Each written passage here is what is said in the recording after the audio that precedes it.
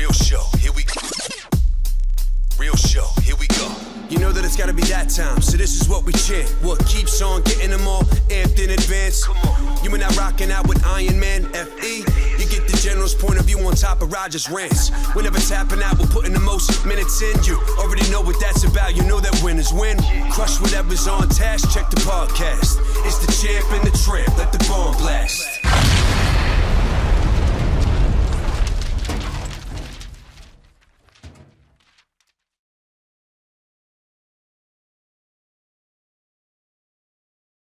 So we got my man Mike Swick on all the way from Thailand. It's like 8 o'clock in the morning over there. He got up early for us just to be on Champ and the Tramp. What's going on, brother?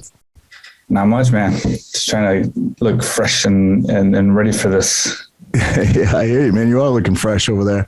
So it looks like you're sitting in your podcast room over there. 43, huh? Not bad. Oh, hell yeah. Good. Hell yeah. Looking good. I mean, look at Roger. Shit. You look like that. I didn't age well? So no, I'm joking. You're doing all right. You're doing all right.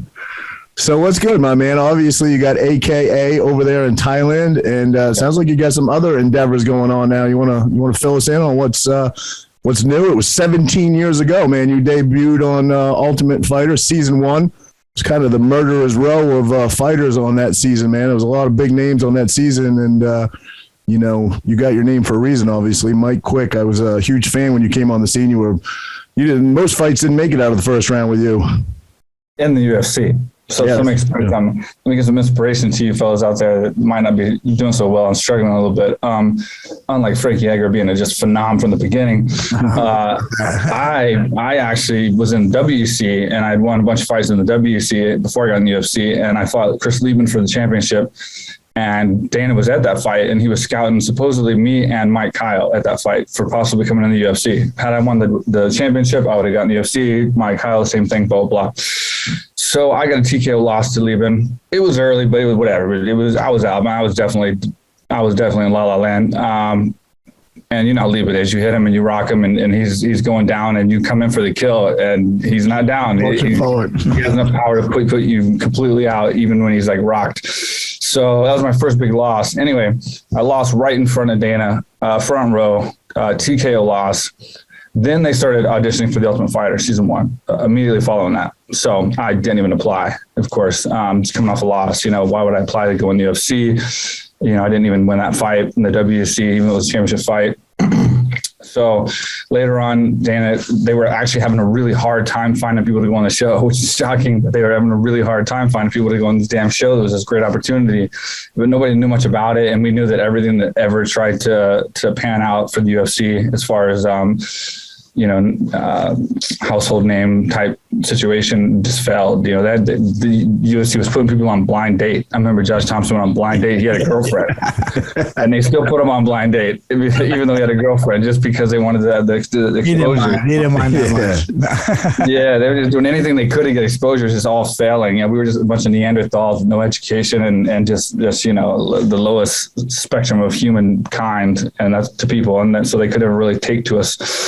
And then eventually they went back to AK and they were like, guys, why are you guys not applying for the show? It's a huge opportunity, blah, blah, blah, blah. Bob talked to me and I'm like, man, look, I just lost a fight. I'll send my tape in and audition, but I mean, there's no way they're going to pick me.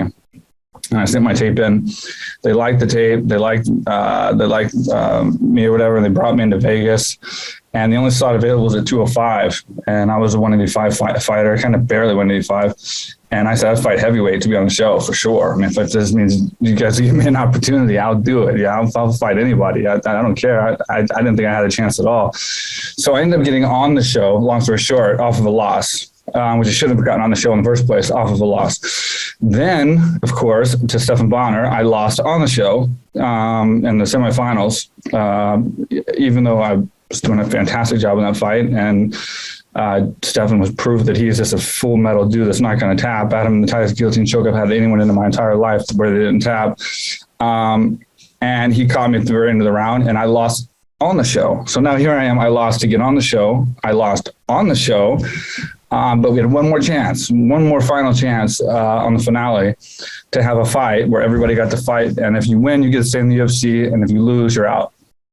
So I then, as you said before, I went on a tear and I won 5 straight fights in the UFC and became the #1 contender, beating David Loazo, and was next in line to fight Anderson Silva, of which I didn't want to wait around for Travis Lutter, fought Yushin Okami because it was in my hometown for the first time, Houston. There's a big, huge, gigantic UFC show, and I dropped the decision to Yushin and lost that fight. But the point being, to go from, not shouldn't have been on the Ultimate Fighter, getting on the Ultimate Fighter and losing, and just keeping that hope and fire burning and not giving up and not letting myself down and keep thinking there's some kind of chance, even with those 2 losses, I can still come back from. I did go on to that 5 straight streak and got to #1 contender. So yeah, that's an interesting story I like to share just because it's inspiring, I think, to people, because I think a lot of people, they lose a fight, I think the whole world's coming to an end and life's over, and as I said in a recent thing on my Instagram, failure and losing is a learning opportunity, like it's not the end of the world, and you can still get past it if you try. Yeah. Hey, never say die attitude. Get you far in life. Yeah, man. Yeah, losses. I mean, like you said, Henzo always says, you win or you learn. You got to learn from these losses, and sometimes you get more from the losses. And maybe you don't see it in the now, but later on, you can get a lot from those things. I remember a long time ago, Matt Hughes said, "If you're always winning, you're not fighting the right people." Yeah, I mean, listen, bro. In our sport, there's no easy fights. Every fight's tough. You make it to that level, it's just it's dog eat dog, right? The thing is with losses, it's also how you carry yourself with a loss as well, and how you accept it, how you take it. For instance, like I lost that fight to Yushin Okami, and I had some issues with my stomach, and I couldn't keep that weight, so I had to drop to welterweight. And coming off the loss to Yushin Okami, which cost my title shot, I was given a main event fight for the first time in my life as a welterweight against Josh Bergman at the Palms with, Sylvester Stallone sitting front row. So again, you never know. I've had some of my biggest opportunities after losses when I shouldn't have had any. So it's how you carry yourself, how you pick yourself up. And if they believe in you enough that you're that type of guy that can pick yourself up and keep going forward, people still believe in you. They know you lose. They know you stumble. They know you're going to fall. That's not a big surprise to people. But when these people quit, they give up mentally and they can't recover. That's something that can be devastating more than any loss or any setback. For sure. What do you attribute that? I mean, you can only talk to your own person, but that mental toughness, what do you attribute that to? Your upbringing, just born with it? I mean, that's not really something you can train, is your mindset. You know what I mean? Yeah, I can admit to it now, kind of, but I never used it in my career because I never was one of those pity me guys. Everyone has a rough childhood.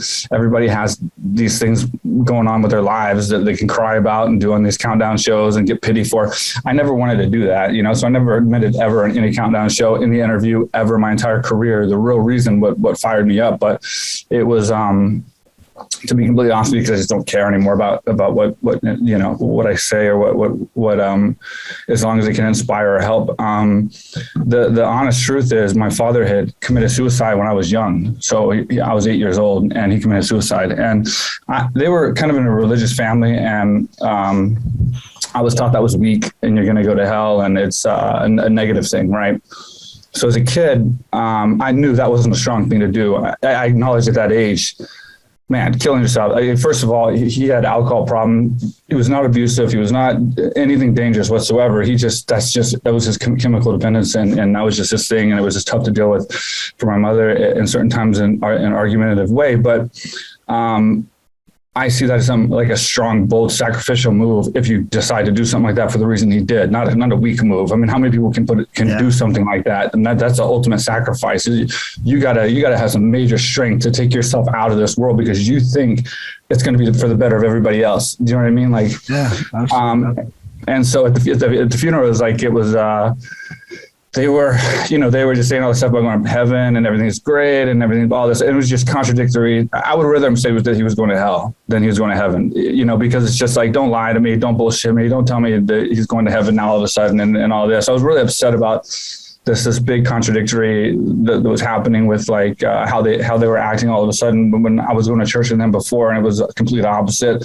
So honestly, like it was just, we have the same name, Mike Swick. So I wanted to prove to his family, which I didn't get along with when my parents divorced. He went back to kind of his old small town, which was like really rough and really like not so positive. I wanted to prove to them that he was strong and our blood was strong, and that you know, you can't blame him for what he did. And so that was kind of the fire that drove me to be successful and to make a name. And it wasn't to make my name, it was to make his name. So I never walked out to a UFC fight ever in my life and was backstage or at the curtain and heard my name being announced. It was always his name. That was like my gift to him, because like I wanted, you know, whether he could hear or not, I wanted 45,000 or 25,000 people, you know, millions worldwide to hear his name being yelled and his name when I won each fight. And so that was just kind of my gift to him each and every time I got victory, each and every time I walked out. I was never a fighter at heart. I'm never a violent person.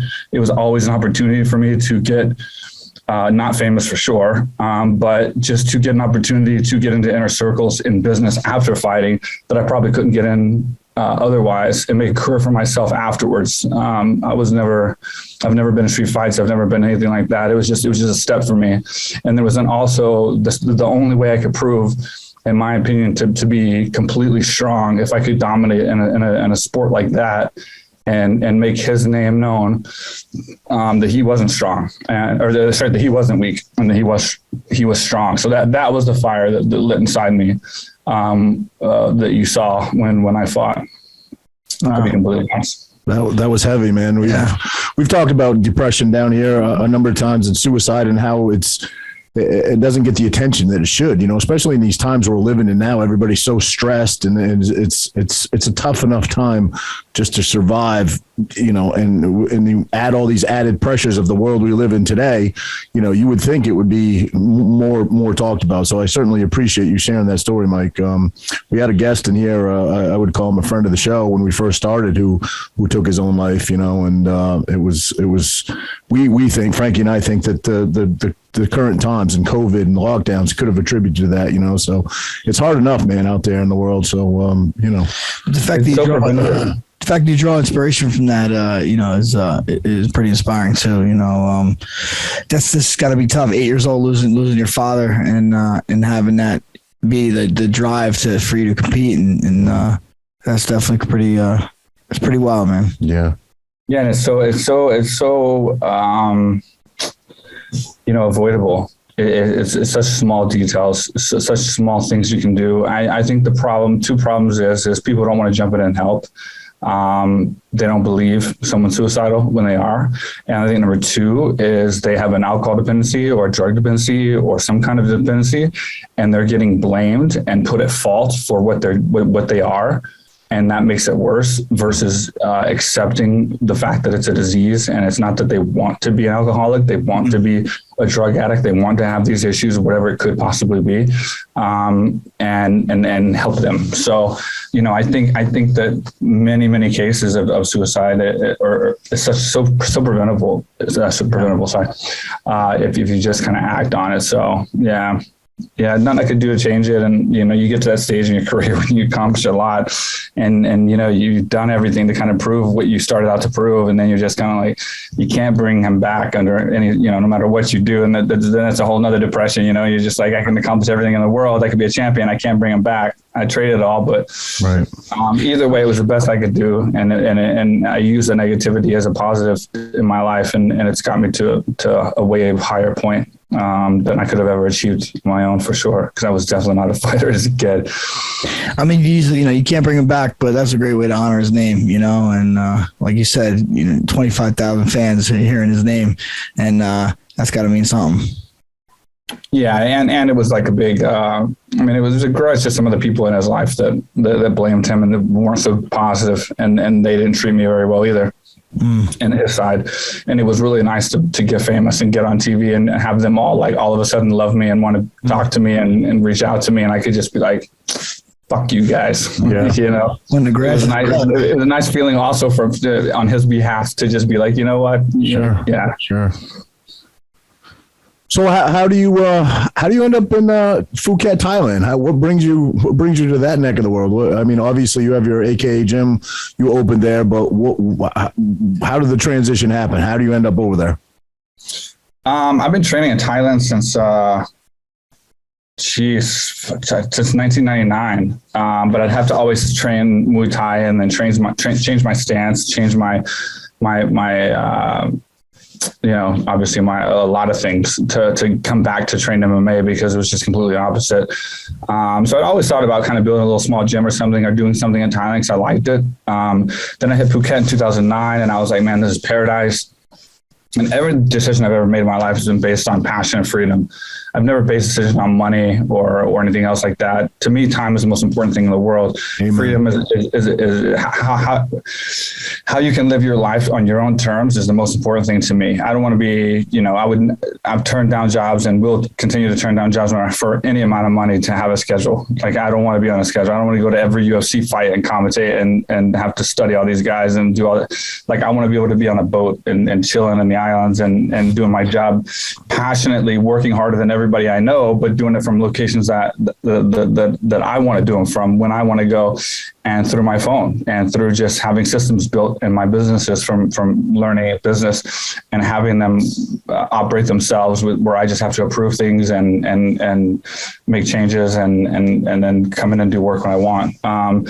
So it was just, when I hit Phuket, that just happened to all make sense, where it's the most competitive place in the world to build a Muay Thai gym, in Phuket specifically, but definitely in Thailand, where there's more Muay Thai gyms in the world. That's the number one sport of Thailand.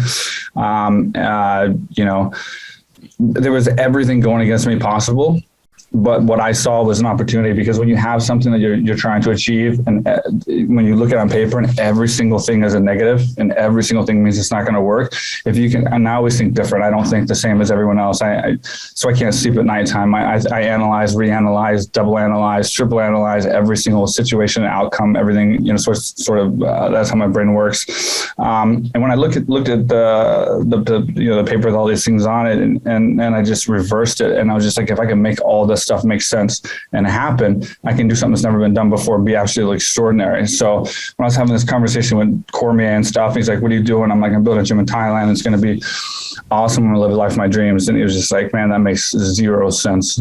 He goes, dude, you're American. You're going to Thailand to build a Muay Thai gym better than them. And you don't have a Muay Thai, you've never had Muay Thai fights, you don't know the law of the land. It's an economic country, a poor country that like has a very low economy, that everything's cheap. You're not going to make money because you're too smart for this, blah, blah, blah. I'm like, yeah, but I'm going to build the gym. I'm going to build the best gym, the biggest gym, the greatest gym in the country, full of them gyms. And the reason I'm going to do it is I'm going to do it in a way that's never been done before. And I'm going to cater to people that aren't fighters. I'm going to cater, just like Fight Club.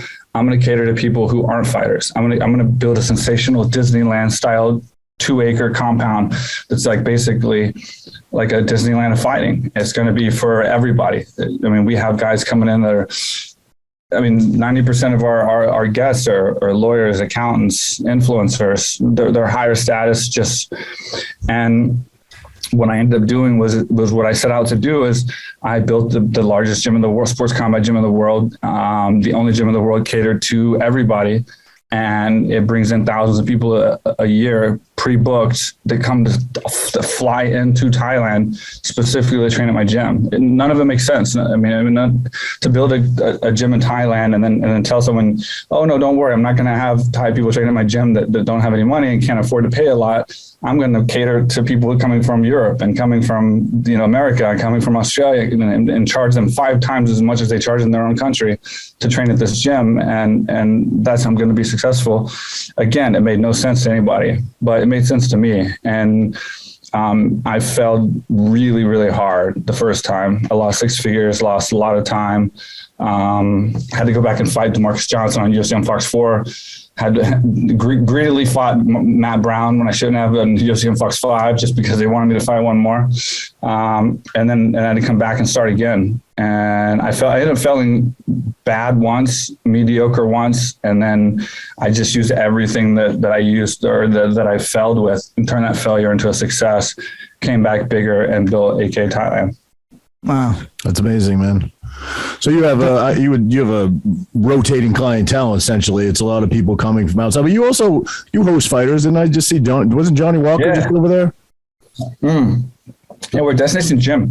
But again, getting back to the Phuket, this fit because it was paradise for me. So if I could be successful in this particular place on this island, I could have the ultimate success because it's a beautiful location. It has every single thing in the world I want. So if I could be successful here, it would work. And that's why I had to do it here. Even though it was the most competitive place in the world to do it. But it's a destination gym. And a lot of you UFC fighters, they have their own gyms. They don't need a new gym. So when they come to Thailand, they want to just have fun like I did when I came. And even before I trained or after I trained, or even after my fights, I would come to Thailand. The first few weeks, we'd just be having fun, relaxing, enjoying the area. So my gym is a gym where they all can train. Johnny Walker, we've had, oh my God, so many Nogueiras and so many top level guys come in that just love having fun, getting their workout in. And having, they're not trying to do a fight camp. But we do have a fight team, and the fight team is one of the best on the island. So it's one of the best in Thailand, one of the best in Asia. You have No Cap. We have some other really top prospects, but they're the best of the best. They have a very, very strict probation period to come onto our team because we don't accept everyone. Because the problem with fight gyms, and why it's never worked in the past to build a fight gym and let other people come, is because fighters have a bad attitude. They beat up the regular people. They don't respect the regular people. Half the fighters aren't even fighters in the first place. They think they're fighters, just like they come here, they think they're fighters and they tell you they're going to be in the UFC, and then they're partying and patong. They're hanging out and doing all this stuff. And they're not real fighters. First of all, they're selfish, which I don't blame, because you have to be selfish to be successful, but, so they don't pay you, then they want you to sponsor them. They want you to pay for all their stuff. And then they just move to the next gym. And as soon as they find a better gym, they're gone or a different training partner or whatever else. So after hearing all these complaints for years and years and years, I just said, well, I'm just going to do the opposite of that, of what everyone else has done. I'm just going to do a gym and not have these guys in there. And only the ones that do come in there are going to be the most appreciative, the best trained, and we will treat them like kings, and we will give them the absolute best attention, the best curriculum, the best training, and they'll be the best fighters, or they won't be at our gym. And I get these guys still, like, I'm not gonna say names, but top level UFC fighters that call me up and they're like, oh man, I'm coming to your gym. I want to train, hang out, chill out with my girl after my fight. What can you do for me? I was like, what do you mean? And they're like, yeah, what can you do for me as far as if I come train at your gym? I'm like, well, man, I'm a big fan of yours, dude. I'd love to. You train for free. Obviously, you have a restaurant on site. You can have some free food, and we'll give you nice stuff and give you free training. We'll do whatever you need, man. We appreciate you coming, and I'm a fan of yours, and I'll take care of you. It's like, no. What do you do for you pay for my accommodation, my flight, my food and all that? And this is a huge name that fought John Jones. So I'm not gonna say names. And I'm just like, bro, like, we don't do that. Like, I don't need, right. You could walk through my gym just after your fight with John Jones. I'm like, no one's gonna know who you are. Like, it's not, I didn't build this gym to give it away. Like, this is 10 years of my life, and first 3 years in rubber boots at the height of my career, watching construction every single day, every single angle, making changes all the time, things to make it better. And this whole thing is my masterpiece, my work of art. The design, I did everything, the design, the jungle, the landscaping. It's a perfect jungle. I mean, the jungle is made up of 100 different species of plant life from all over Thailand. You can never find this jungle again in the world because it's been all brought in. I excavated the entire land. So, and you're not going to come here and train for free because you've had fights and you're trying to tell me when I've never met you in my life that your value is so big, you're going to just come train at my gym for free. Like, you can do it. I mean, I'm not going to charge you to train at my gym, which other places do. But I'm not going to pay for your flight and your. Yeah, that's crazy. I don't need you to make my gym. My gym's the highest revenue generating gym, single standing gym on earth. Like, I don't need you to survive. It's not like, Now, Mike, obviously you went to Thailand after Phuket. I know got hit really hard by the tsunami. How long after the tsunami did you land over there? And the damage still must have been pretty heavy, no? It was way before. I think it was in like, I don't know. I think it was 2001. I want to say. I don't know for sure exactly when it happened. It was well before I got here. Oh, okay. But I'll say what did suck was when you build the largest gym in the world and then they shut the borders down and you can't even get customers from countries outside of Thailand, and you're shut down for a year, and then you have to pay the expenses on that gym for because of COVID, you mean, right? A good year because of COVID. Yeah, that was something you don't count on. You know, you have as a businessman, you have your cash reserves, you have your expectations of worst case scenarios, but you could never expect that. So that was a doozy.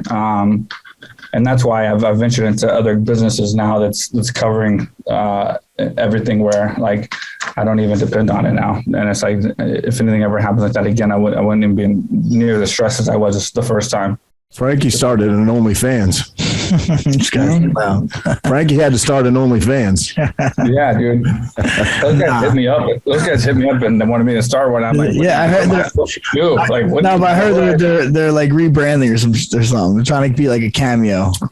That's what I hear. Yeah, I was just like, what do I offer you guys? I don't get it, man. There are some fighters that have it. I hear there's a lot of money to be made, but I just don't know. Yeah, I don't know. I think Diego Sanchez has one, right? He was season 1. I think he's pretty good, yeah. He's got one, I know. Frankie subscribes. How about the language barrier over there, man? Did you have to become affluent in the language when you got over there, or no? I don't know nothing, man. I know hi, thank you, check bin cap to get my check, chicken fried rice. Like How do you build an entire complex? Because obviously the locals built it, right? I just figured it out, man. Yeah, and sign language. The first thing I figured out was I didn't need to know Thai language, and so that was like the first thing I figured out. And so I was like, good, I'm not learning Thai language. I could learn Thai language. I definitely could. It'd be easier, but it's like because I mapped everything out of my head, I didn't need to. So I just needed to hire people who did know Thai language. There you go. And English, and they could translate to me. And so, and plus I was building a much larger, I built this gym. If you ever saw it, like Jay Glazer's here right now, and he going back to the mental health check-in thing. He was real big in that mental health stuff too. And I helped him with that as well. But how strong that is right now with people, and how much it helps people, and how many other people are going through mental health issues and stuff like that. But anyway, if you came and you saw kind of what I have, you'll see that I didn't build it as a gym at all. I built it as a corporation. I built it as a business, and my administration is like, there's this whole big office in the back, and none of them are wearing t-shirts. You know, they're wearing dresses and like suits, and like they do their job. And the amount of work that we do, I turned my gym into a school, official school in Thailand, because we could only get like 3-month visas. So we can only sell 3-month packages for tourist visas. And I found out from the language schools and, some of these other schools in Thailand that if you're a school, you can do a 6 or 12-month visa because they're in school. So then I found out you can actually do a Muay Thai school, and we changed and applied for a school permit, and we became a school. So we got tons and tons of paperwork, and all my administration is super, super professional. So it's not like any gym you've ever seen when you expect to see just a kind of a gym. I mean, it's 2 acres big, multiple buildings. It's got a lot, and we're just getting started. We're building a celebrity center in a kind of executive area. It's going to be kind of like a penthouse of gyms. If that makes sense. So we're building a 3-story ocean view facility that's got just state of the art everything, and it's like top notch. And it's going to be basically like a penthouse of AK Thailand, like the supreme version of AK Thailand. And it's going to be as a penthouse. So when one client or one group comes in, they get the entire facility to themselves. This entire, it's beyond bonkers. So it's never been done before either. We're launching NFTs exclusively for AK Thailand as well. So I'm just trying to continue to do something that's never been done before and take it as far as I can. Yeah. How about the podcast, Mike? Real quick with Mike Swick. You still doing it? No.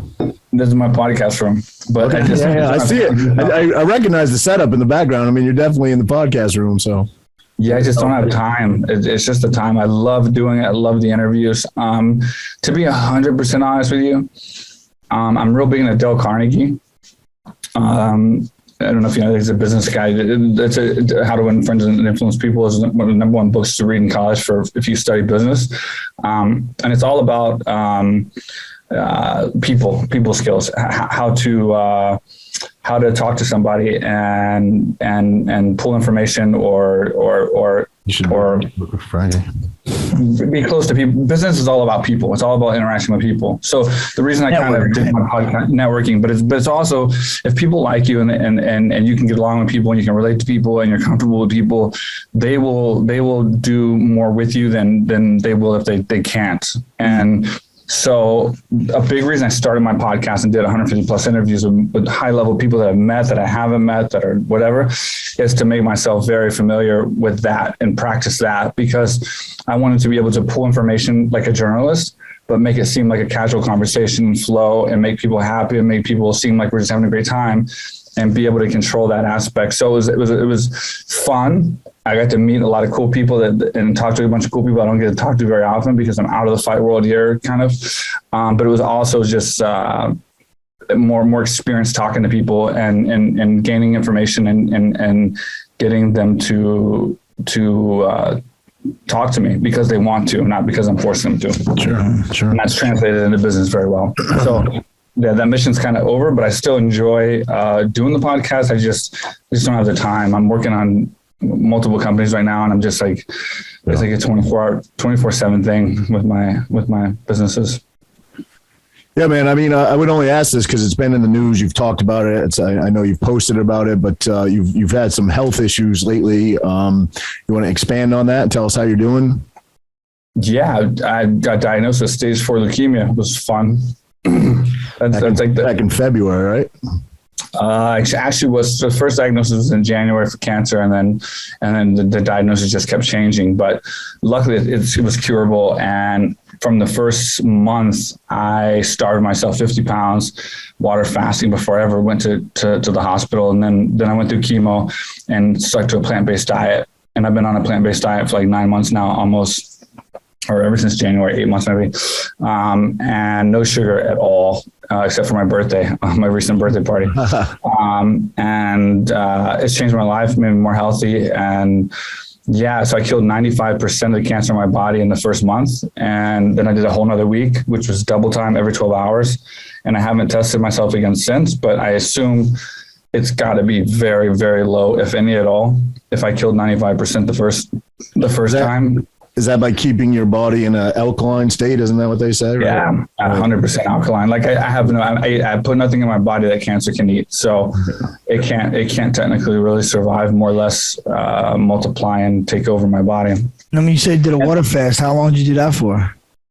I did it for like 3 or 4 days before the chemo. And then I did it for the first day of the chemo. So it's just poisoning my body. And then I went plant-based the next day, then water fast, plant-based and water fast. So it was like for the first week, I only ate 2 times. It was all plant-based. Wow. And then plant-based ever since then during that month that I did chemo. And within 8 days, all my symptoms were gone. All my, it was a lymphoma. So all my lymph nodes, I had all 22 something lymph nodes all swollen in my neck to where I could barely sleep. They were all completely gone. No fever, zero symptoms of cancer from that day till now. Now, where did you find this protocol or this treatment? I just studied online. Yeah. I just studied online and just compared notes with people and kind of put together what I felt was the truth of all the different people's policies and claims and ideas. And that was what I came up with. And it made perfect sense to me. And I did it. And the doctor was shocked after 8 days. Of course, they're trying to feed me sugar water and like meat and stuff like that in the hospital. And I'm just like, you guys are cancer doctors. You don't know that that's what cancer eats. You know what I mean? Like it's so weird. Now your doctor visits that you had to do, you did that in Thailand? Yeah. I was at a private hospital in Thailand, Bangkok. How is the medical situation over there? Is it at par? It's the place I was at was like one of the best in the area. And again, if I test here in the next few weeks and I have cancer still, I'm going to fly to Germany or South Korea to go to the best cancer doctors. So it's going to make sure we get rid of this 100%. The end of the day, I can cure with a bone stem cell transplant at a worst case, but they think that the chemo will be enough. And again, at 95% of the first month, and then doing another session after that, I'm pretty sure I'm over it. I've had no symptoms. I feel great. I've been free diving. I free dive with Dan, and then we're free diving 65 feet underwater on single breath with 2 minutes at a time. So it's it's changed nothing in my life. I don't stress about it. I don't think about it. I've seen the chemo stuff that it wreck you a little bit. Yeah. That's the worst part. That's what I hear. That's the worst part because it damages all the cells in your body. Yeah, even the good ones, right? It just kills everything. It's just since cancer is weaker than your normal cells, the expectation is that it kills the cancer cell and then it just harms the good cells, but it harms everything. But to me, I was free diving a few days after every time. Wow. I was getting bumped and bruised up, and I fell off the boat one time because I just jumped off the boat onto the sand. At the end of the day, when you get to the front and you beach. With a dinghy, and you jump off onto the sand. But I was so I had so much atrophy in my legs. I was so skinny, and I hadn't gained my weight back yet. When I jumped, my leg just gave out, and I just face planted into the ground. So it took a little while to recover that 50 pounds, but I'm 195 right now. So no symptoms, none, not a single symptom. So I don't even worry about it. I don't even think about it hardly. That's great. That's great to hear. Do you also have a YouTube channel, Mike? I have had several in the past. I don't update anything, but we're about to start doing some stuff on, I'm having my team, I have a media team at AK Time. We're about to start doing TikTok. So they're going to start doing a bunch of stuff for me on TikTok where they just cut clips of my podcast and my boat parties and life here and just everything they can. That's just interesting clips and just start throwing them up on TikTok. So that's the only thing that they're going to start doing as of late. If you can hit that right algorithm, you can make money on TikTok. Roger's I heard, yeah, I'm a big dancer. I do a lot of the dances on TikTok. Yeah, no, yeah, he's an idiot. No, I don't. I'm not much of a dancer. No, I've seen videos of you. What do they call it? The boats with the outriggers? They're hollowed out. I've seen videos you out fishing or hand lining and cutting up sushi on the boat and eating it. So I knew you had something. Those are old, yeah. Those are old, yeah. So it was a while ago, but I figured that was, it had to be YouTube. I was watching that on. You got to watch my new one, man. My birthday party. Dan Bilzerian came, Bob Sapp. I have a yacht here that we have boat parties on. So I'll do boat parties, and we just have this total chill vibe. We got the DJ booth on there, and we're just it's just super chill. And we'll do these boat parties every couple weeks or something. I got to ask you, man. You hung out with Dan Bilzerian. How is that guy to hang out with? Seems like he can be a little pompous at times, but I've also heard people who have hung out with him to say he's a really great guy. It's a great guy. I've known for a long time. He comes here all the time. We free dive. He'll come in here more than any country in the world, and he'll stay for a month and a half, and we'll do nothing but train at AKA and then just go free dive every single day. Literally, we have a master diver with us named Tony, who's an absolute fantastic photographer, and he's a master diver. I saved my life a few times, to be honest. But me and Dan are real competitive, and he's an introvert. He's super chill, super low key. And he's just a cool dude. We did a podcast, one of my podcasts with him, and we started on my roof, my penthouse in a jacuzzi.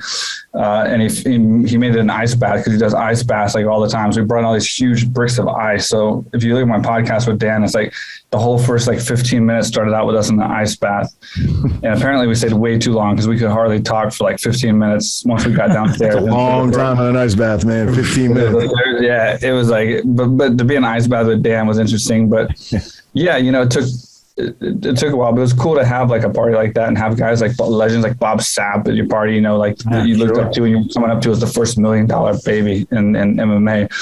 And Dan Bilzerian and all my other friends and everybody. It was a real cool party. And it's great to have built this and taken this risk. It was a huge, huge risk. Like I said, I fell a couple times, invested everything I had into it, went all in. I showed no plan B when I built this, but it's the way, right? Burn the boats, right? Burn my boats way back. I mean, when I came back and made that money, my ex-wife almost killed me. She's like, oh my God, we're finally back and we're doing okay. And now we can start again. And I'm like, I'm going back to Thailand. Like, I've never in my life knew I could do this more than I know now. Like, I have a blueprint on how to make this work because I failed so bad and I did it. And now I can take care of my family and for the rest of their lives. So when you say you failed, like let's say your first failure, did you return to Texas? Or you stayed? No, I was in California at the time. I moved out of Texas when I was 17. Okay. All right. So you went there, you said you put your best efforts forth. It failed. Did you come back to the States or you stayed and just regrouped? No, I came back to the States and I was sick. Okay. I was sick. Yeah, I was sick. I wanted to punch everybody that was on the plane. I believe it. I was so sick.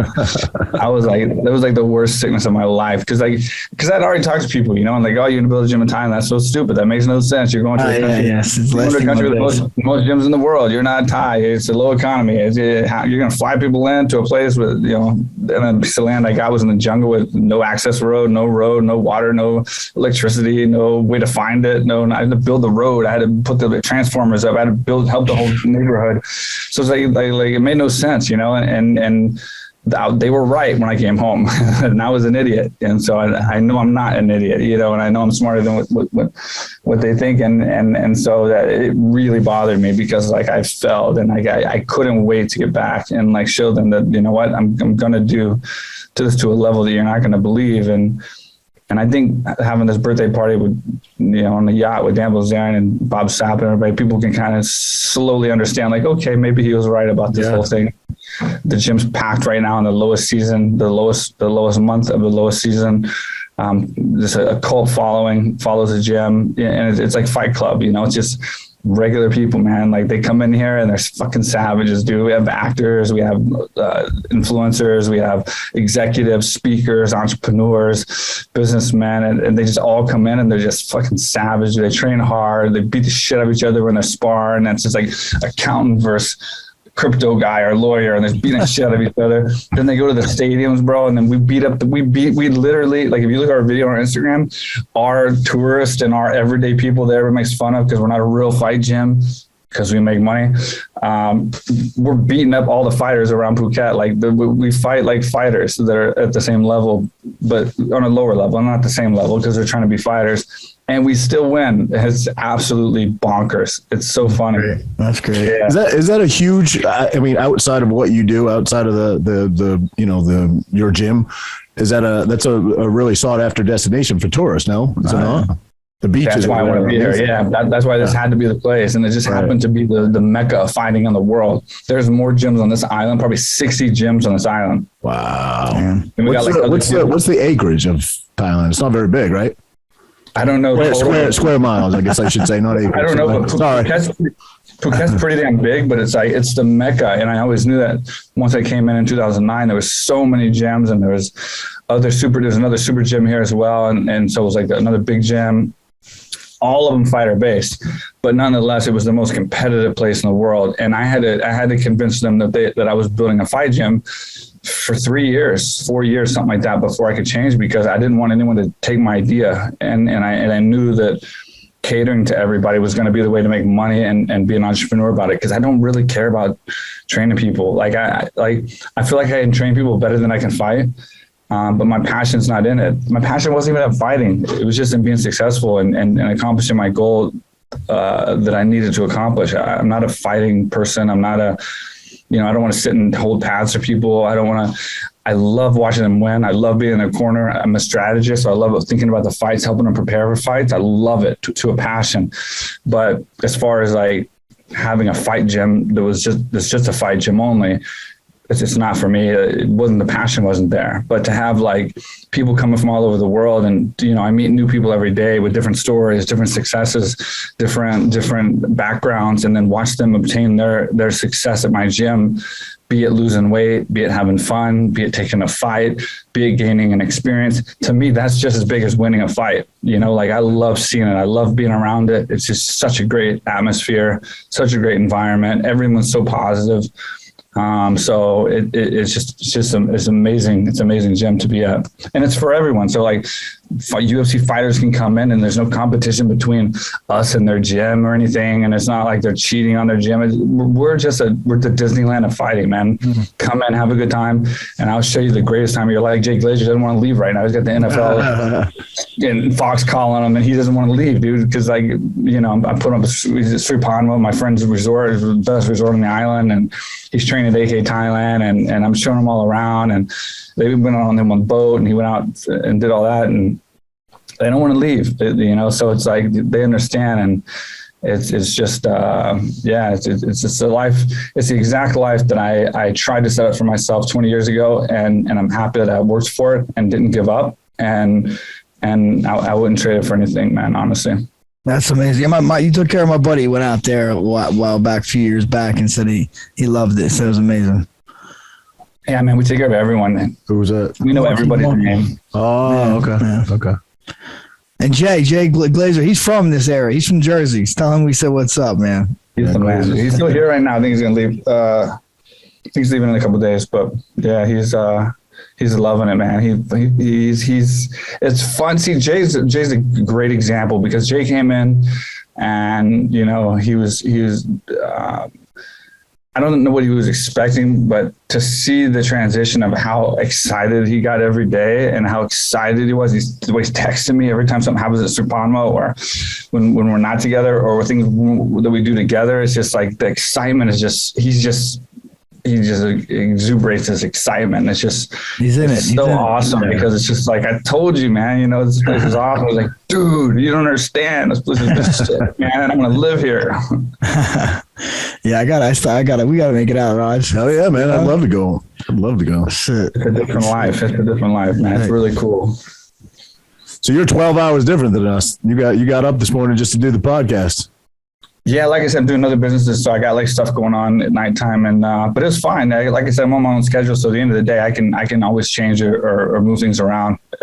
That's the whole freedom thing, Like I build everything on systems and only take jobs where I can maintain my freedom, where I can do stuff like that. Because if I want to do something like this or something else, I want to be able to do it and not have someone tell me I can't. Oh, I think you figured it out, brother. You definitely did. I think a lot of us are doing it wrong, but it sounds like you're doing it very right. And it sounds like you worked hard to get where you're at, and you strive through adversity, and you picked up where your failures left off. And we're proud of you, man. We're happy for you.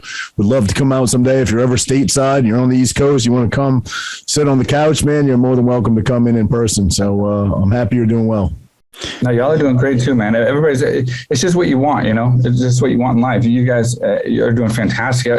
So many people are doing great. It's just the only advice I have for people in the UFC right now is you can attest to this, Frankie. And you were way bigger than me, you champion everything else. But it's like you start making that money and you start getting that fame, and it gets to people's heads and they think that's it. That's all they need. And no matter what happens, that money's going to always come in. You always got to understand, you got to have something after fighting. You got to build something that's going to be sustainable for you afterwards, because the majority of your life is going to be after fighting, not during. Even if you fight to your 40, how old do you expect to live? 60, 65, 70? That's a long time, And it's like, I want to have my best life at the end, not at the beginning.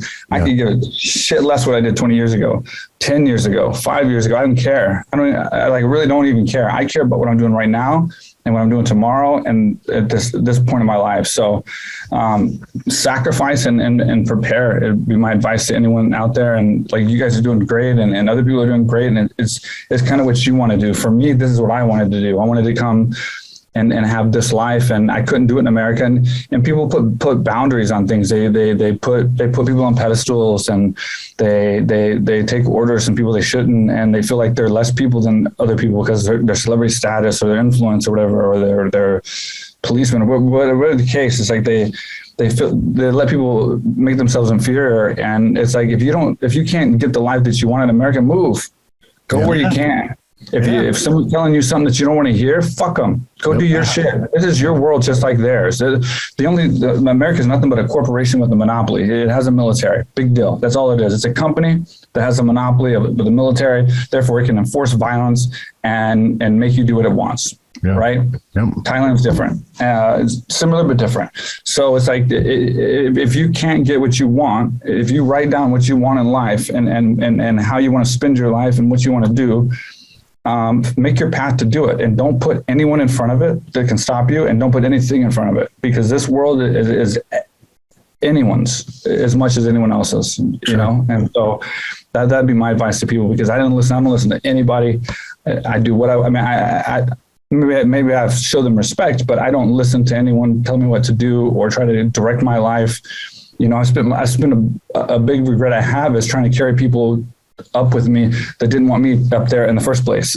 You know, it's like most people don't want you at the top in the first place. And so instead of caring what people think and where and listening to them kind of direct you off path, have confidence to do whatever the hell you want when you want, and don't let people get in the way. Don't let anything get in the way. You can live anywhere in the world you want. You can make things happen anywhere in the world, and you're just as good as everyone else. You're definitely an example of that. So that's awesome, man. I love the past you talk with, man. Definitely could see why you're successful. Mm-hmm.